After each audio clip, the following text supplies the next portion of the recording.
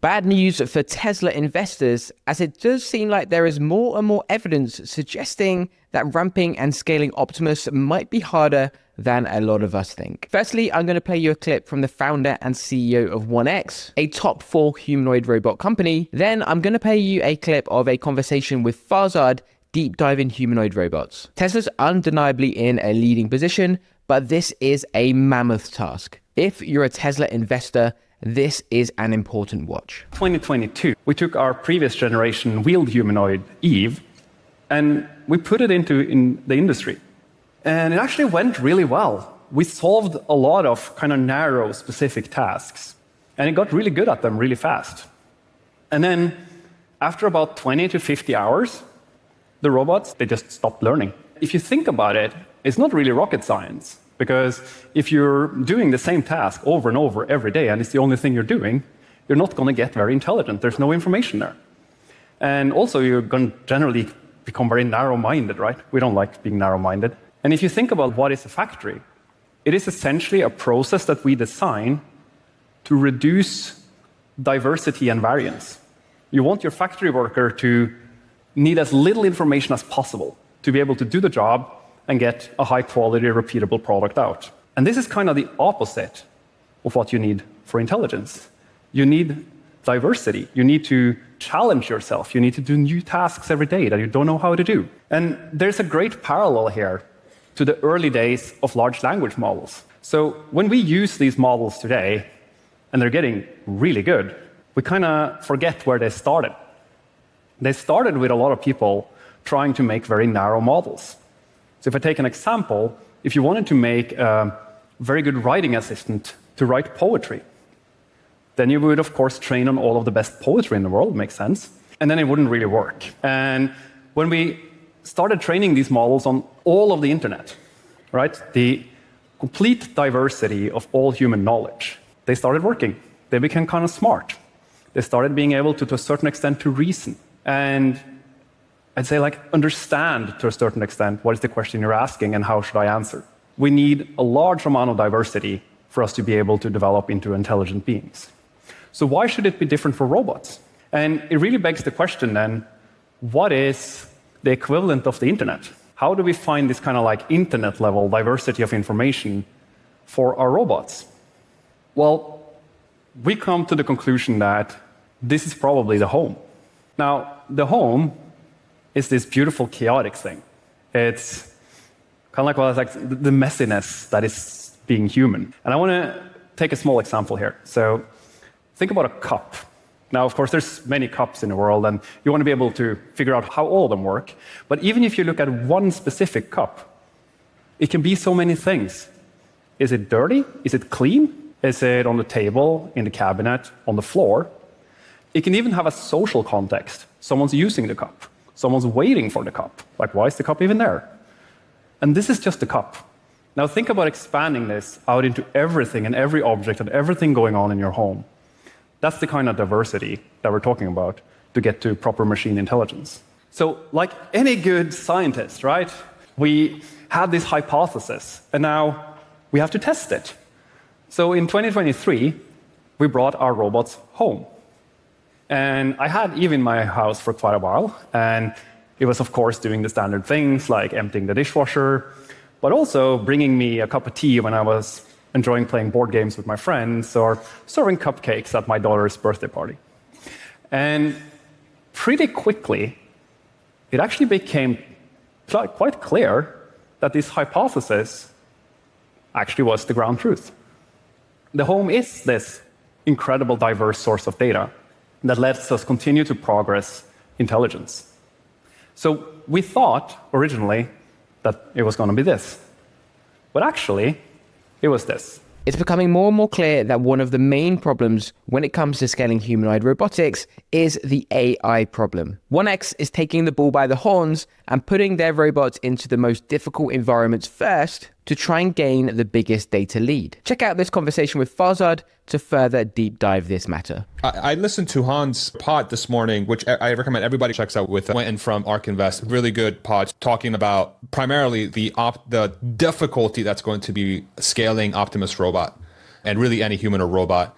and for the Tesla community and anyone tracking the space to be patient, because the likelihood that we're going to get a human or robot at scale that's generalized is not going to happen until the early 2030s. We had a great conversation.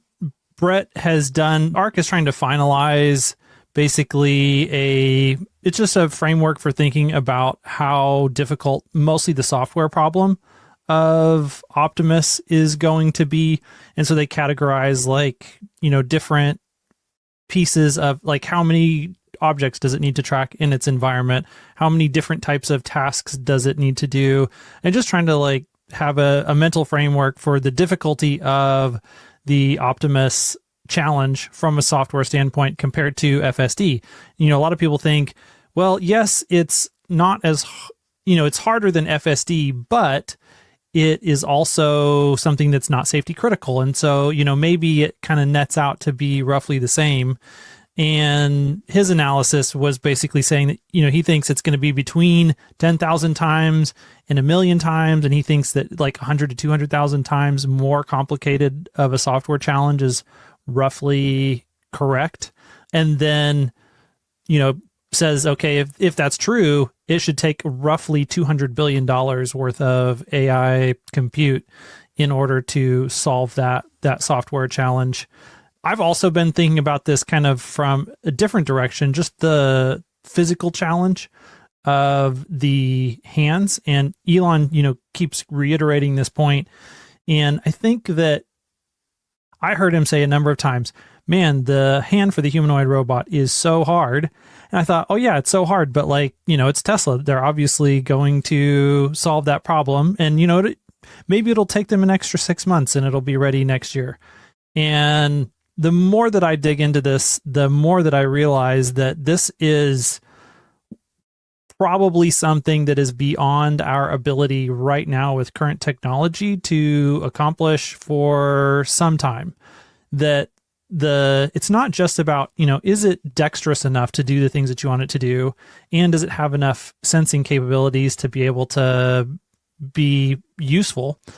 I think we can accomplish those things. And I think the 22 degree of freedom hand prototype that we've seen is close to being capable of doing things that are hard a few times. But the thing that we forget is it's not about, can it do it a few times? You need this thing to be cheap so that you can produce it for that hand prototype right now that we have for V3 probably costs hundreds of thousands of dollars to make the first one. Maybe they can figure out how to mass produce it in the thousands of dollars range, but still that's, not cheap. Say it's $10,000 a hand sometime when they reach several thousand units. That's still really expensive. And if you do that, and then yeah, you can do some cool things a few times, but maybe every 100 hours or 1,000 hours or even 10,000 hours worth of work, it breaks down and then it costs you $10,000 to replace it. Now that really puts a strain on, and you've got two of these things, that really puts a strain on the unit economics of where you can put this thing to work, even in factories where the environment is constrained enough, you can solve all the software challenges and you can do an economically valuable task. So anyways, all of that said, I think we're probably looking at the early 2030s before we have humanoid robots that are going to be super useful. Because when I look out at the landscape, everything that I see, every single demo by every single person doesn't show me, we need to see, the demo for hands that would impress me is go hammer 10,000 nails without breaking down. And that's the kind of thing that's humans could do no problem. And because it's easy for us to do those types of things, we don't really think about how difficult those things would be for a robot to do. And then the economic implications, okay, well, if the hand breaks down, what does that mean for the business use case? So yeah, it's just going to be a real slog. It's going to be really hard. It's probably going to cost way more billions of dollars worth of development effort than the vast majority of Tesla shareholders are thinking right now. And it's still going to be something that we could do, should do, will do. It's just going to be way more gut wrenching, I think, than most people expect. Yeah, that was a fascinating sort of thing to listen to you guys talk about. And, the thing that always pops into my mind when you guys talk about that stuff is like the company that is able to really tap their ability to scale and really leverage the supply chain to bring costs down is going to be the best position to win in that scenario, because the same exact challenge that Tesla's going to go through with the human or robot, everyone else is going to go through. But the question becomes, if you're solving for generalizing a human or robot, it's going to take you longer to get to the end state, because you have to train and you have to, the degrees of freedom you have to account for, especially in the hand, and the type of tasks those hands could do becomes vastly larger the more generalized you go. And Tesla has obviously, Elon's approach is always go for the maxi version at the edge, and then we will figure out how to get there. But by default, that's going to mean that Tesla is likely going to be one of the later ones to arrive. But when they arrive, the TAM will be orders of magnitude bigger than the rest. Or that's the goal. Go ahead. Also, something which I think is also interesting is Brett has said, I heard him say this on another podcast, clear my throat, that he is expecting at least $100 billion of AI infrastructure to be required, maybe $200 billion, which again, just to me, sets up Tesla another reason why they're going to dominate, because they're one of the few companies which are going to be able to afford that sort of investment fairly easily. Now, if they build that out themselves or they go through XAI, I don't know. That's an open question. I don't know if anyone's got any thoughts on that. When I heard that amount of AI infrastructure is going to be needed, I was like, damn, that's a lot of money even for Tesla. But again, that adds to the moat, I think. So Hans, the way I understand, there's like three maybe limiting factors for the Optimus ramping up. One is just the sheer mass manufacturing, which, then there's also the design iterations of the hand to get it right. And then the third thing is just like the real world AI capabilities, the actual software for the real world AI. Those are the three kind of things. And you think that it'll be the 2030s till those things are kind of able to be solved? Yeah, I think that's a fair analysis. One of the things that Elon has said was the supply chain was going to be so hard. And one of the reasons the supply chain is so hard is that even these Chinese manufacturers who are making all sorts of actuators for all sorts of things, like the specific actuators that it's going to take for the hands, like we still don't have, there's no prototype of a humanoid robot hand that has the combination of it, even one that weighs like 2 or 3 times more than they want it to from the elbow forward. That doesn't exist, that has the combination of dexterity and reliability that the human hand does. And that's the reliability piece is the thing that people forget about, don't think about, that, yeah, this thing needs to be able to have thousands and thousands and thousands of cycles without any of the actuators breaking down in order for that to be economically useful. And so the way that we solve this problem with industrial robots is you just make them really big and really heavy. And you keep the actuators operating, at 30 or 40 or 50% of max capacity so that they can run for all these cycles. And it, very rarely ever gets above that. And we're trying, with what we want to do with the hands, you really want to use, like, you don't want to be using only 30 or 40 or 50% of the power of these actuators, so that you can use a smaller actuator so that it isn't, doesn't use as much energy. It is lighter, it's smaller, all of those things used for it, both from a space and an energy standpoint. And then like that is directly in competition with the reliability. So yeah, the software is really hard. The Brett had a really good point on this. He's like, these robot dogs that Unitree is making are really cheap. If they were actually useful, you should see them in way more places than just YouTube videos. And you don't. And that shows you just like how hard it is for the software to make these things useful and productive. And I mean, obviously they're getting better. That's a problem that's going to be solved over time, but we're not there yet. And if we can't solve it for those robot dogs, it's even harder for humanoid robots. And so like we should see some milestones of more and more form factors of robots being more and more useful, before we should be realistically expecting humanoid robots to get to that point as well.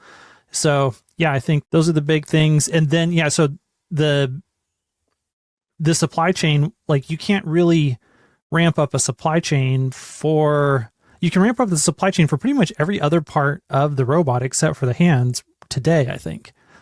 But it's hard to do that when you don't have an actual prototype of a hand that is economically viable. One more question for you, Han, since I didn't get a chance to watch that video with Brett. Do you think it's possible, like what you described with Brett, like the 2030s until we see lots of these, that's like the perfect humanoid robots that can be replicating everything humans can do physically.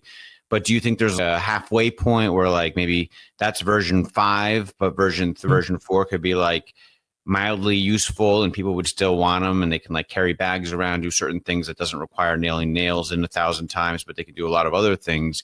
Do you think that there's like a midway point that they would be able to ramp up in 2028, 2029, for example?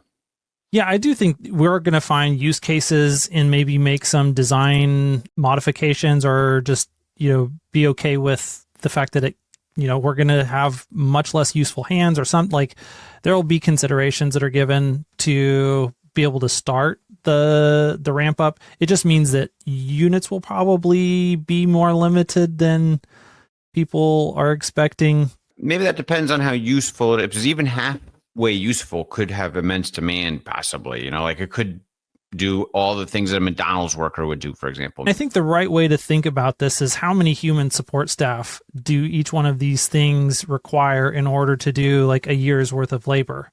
Does it require 2 months worth of human labor in order for it to do a year? Or does it require 5 years worth of human labor for it to do a year's worth of labor? And I think right now we're definitely in like the 5 to 10 years worth of human labor necessary to support 1 year worth of human labor from the robots that we have currently. That ratio has to come way down before it starts making sense, even for a lot of the figures operating right now in BMW. Rumor has it that those are more challenging. So I think from what it sounds like, part of what is challenging about BMW is actually the employee response inside of BMW to the figure robots. And that's like a whole nother class of challenge. But yeah, I do think that they require pretty extensive engineering support staff because that's really more about a data gathering thing. And so they're not expecting these figure robots that are inside of BMW to be doing more useful work than they're consuming in support staff yet. But yeah, that ratio has to flip in order for it to make sense to go to hundreds of thousands of units. Thanks. Yeah.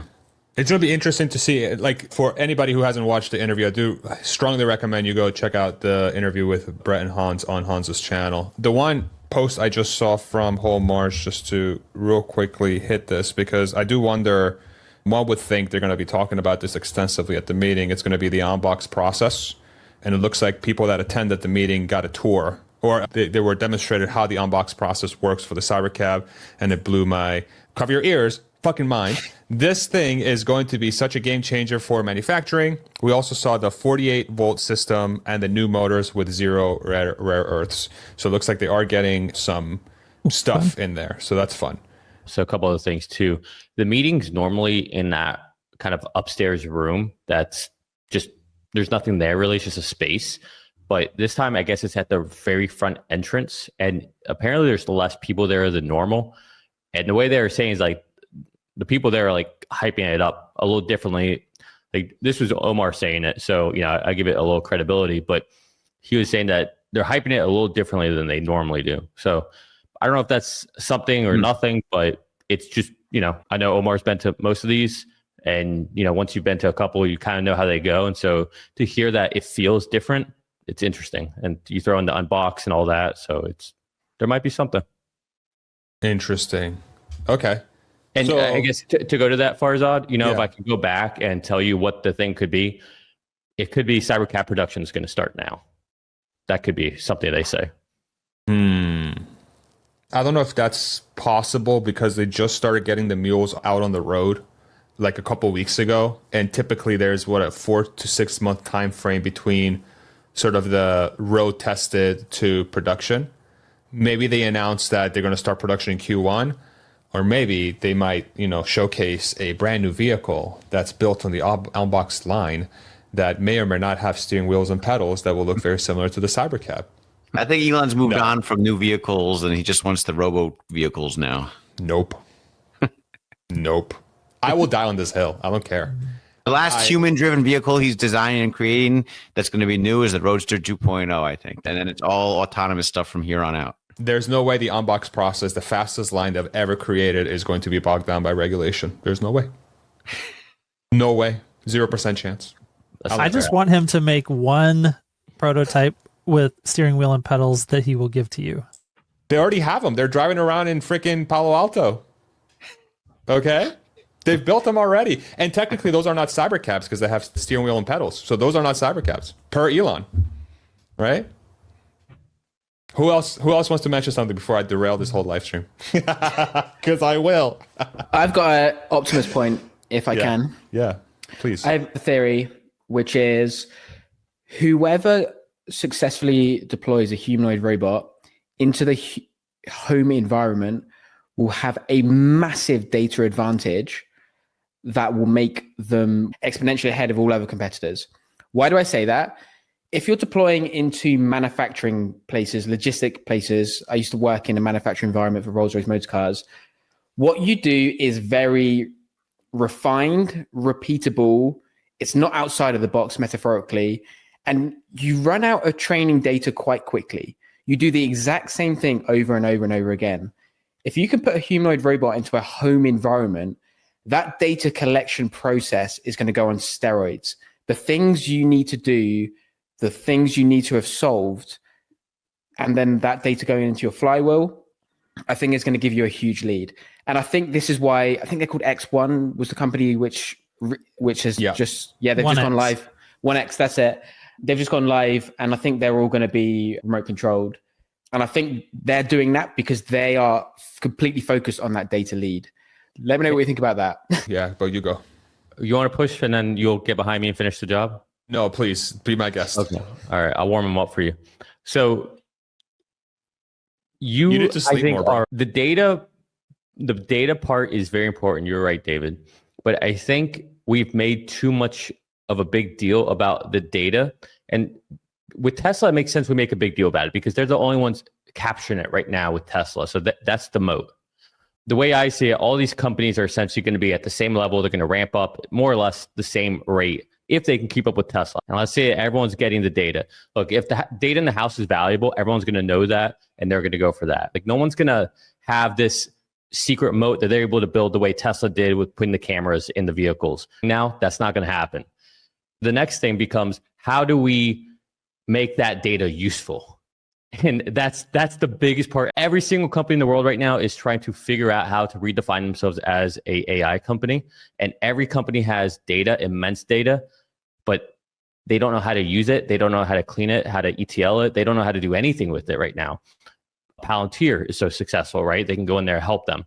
But I think having the data is literally just at least having the building material there, but now you got to know how to build the house and make sure it's structurally sound, make sure it's going to pass code, make sure it's not going to collapse and be able to withstand a hurricane, a flood, etc. So I think you're right about the data, but I think that's yesterday's news. Everyone now knows how important the data is. Everyone's going to make sure that they're out there grabbing it and doing whatever they has to get the data. And that will not be the bottleneck for this next iteration of real world AI. That's how I see it right now. So maybe can I just add one point to that first? Actually? Yeah. Oh my God, go for it. Yeah, I didn't even pull him down. Apparently, I didn't even get close. I was getting stuck on the zipper. Also, I think you're right because if you can solve the manufacturing environment, that TAM is enormous. Why not just go for that first, and then you'll also then solve the second part? I mean, I kind of agree with you. Or I don't know if this is your point, but I do think they should be trying to go in the home as fast as possible. But I just don't think that data grab is going to be something that's a unique idea by everyone. I think everyone sees it and everyone wishes right now who is in car manufacturing, they wish they put cameras in there, but now it's like, crap, what do we do from here? And the data lead is so large, like how do we catch up? Maybe NVIDIA can sell some software that will help us short circuit this. Guess what? They won't. So one of the things that's interesting, and this is, I've been picking Han's brain on this in the past, but this world model that Tesla's working on and other companies are trying to work on as well, isn't that the solution to the data problem in a lot of different ways? Because then that world model becomes a one-to-one sort of simulation for the real world. And so the in-world like data that you would need is not as much as you would think. Just Nick is shaking his head super. So yeah, you need the data to make the world model in the first place. And world model that they have is like a road world model. It's not an in-the-house road like world model. And so, yeah, you have to be able to sample the real world and create a distribution that matches the real world for that. I do think it's going to be interesting. I think there are lots of unconstrained environments that are going to be very data rich that are not inside the factory, that are also not inside the home. Because I think, one of the challenges for the home is that if you want to get any sort of volume, they're going to have to be cheap robots. And like, you're going to have to be a huge, I do not expect to see, I'm rooting for them. I would like for them to succeed. I'm especially excited to see what their hand is capable of. But yeah, like it's going to require magic in order for them to be able to survive very long based on the amount of capital that they've raised. Like, even if they get a bunch of data, like, okay, what are they going to do with the data? Do they have hundreds of billions of dollars to sink on AI compute to how are they going to store make sense of all this? Yeah. Where are they going to store it? Like, do they have the drives for that? And dealing with privacy issues and, oh my God, like this is their go-to-market strategy is fraught. I do think it's important to deep dive why it's important to put robots in environments which are more complex than just manufacturing environments, and then I'll explain why I still think Tesla has the lead in the humanoid robot race. Early robot deployments in factories will hit learning walls after 20 to 50 hours because repetitive tasks don't generate intelligence. Just like LLMs need the entire internet's diversity to work, robots need the chaos of home environments to become truly smart. We had evidence earlier from the 1X CEO that factory deployments cause robot learning to plateau after 20 to 50 hours because repetitive tasks in constrained environments don't provide the diversity needed for intelligence. The same problem that plagued early narrow AI models before training on the internet's full diversity made them actually smart. The 1X robotic founder explains that they deployed their previous generation robot into industry and it actually went really well. They solved for a lot of specific narrow tasks and it got good at them really fast. But after 20 to 50 hours, the robots just stopped learning. This is the fundamental problem with the deploy in factories first strategy that most robotic companies are pursuing. Factories that seem like the logical starting point, controlled environments, repetitive tasks, clear ROI calculations. But that's exactly why they're terrible for developing intelligent robots. Think about what factories are designed to do. They reduce variability. You want every worker doing the exact same motion in the same way to produce identical products.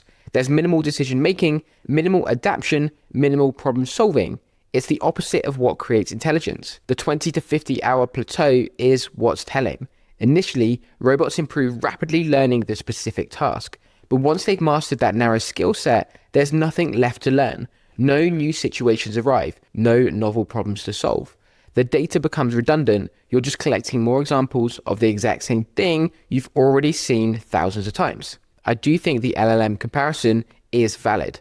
Early AI researchers thought you should train specialized models on curated datasets. Want a poetry assistant? Train on poetry. Want a legal assistant? Train on legal documents. It seemed logical, but those models were terrible because they never developed general understanding. They just memorized patterns in narrow domains. The breakthrough came from training on everything. Reddit posts, Wikipedia, news articles, GitHub code, random blogs. The diversity and messiness of the internet is exactly what created models that could actually reason and generalize. They encountered every type of writing, every subject, every style. The breadth created something approaching intelligence. And I think robots need the same thing. A robot that only learns factory tasks becomes very good at those specific motions, but never develops general capability. To become intelligent, it needs to encounter the full diversity of tasks, objects, and environments that exists in the real world today. Tesla is uniquely positioned to scale humanoid robots for 3 reasons. 1. The capital advantage is massive. The $100 to $200 billion AI infrastructure requirement eliminates most competitors immediately. Figure AI has just raised at a $40 billion valuation, which is great for raising capital, but a company like Tesla is generating around $100 billion a year in revenue and projected to grow. That means they can self-fund the entire build-out without convincing skeptical investors or diluting equity. Tesla's manufacturing expertise is even more decisive. Tesla produces 2 million vehicles annually, highly complex products with thousands of parts, sophisticated software, and demanding quality requirements. That means they're not just operating at scale, they are proven to be capable of manufacturing sophisticated products profitably. Looking at other robot startups, they don't have anything close to this experience. They might build impressive prototypes, but going from prototype to million unit production is where most hardware companies die. And then the time horizon advantage is underappreciated. Many predict that humanoid robots won't be economically viable until the early 30s. That's still 5-7 years away. A lot of venture-backed startups burning cash need to show revenue and a path to profitability much sooner, or they'll run out of runway. Tesla can fund R&D through the entire decade from operating cash flow. When the technology finally matures, Tesla will be, in my opinion, one of the only companies with the proven technology and manufacturing scale to produce millions of units. YouTube isn't just entertainment, it's one of the best client acquisition tools because it builds trust at scale. We've helped businesses grow from scratch to a $100,000 a month just by launching them a YouTube channel. Book a call with me below and let's see how YouTube could help your business scale.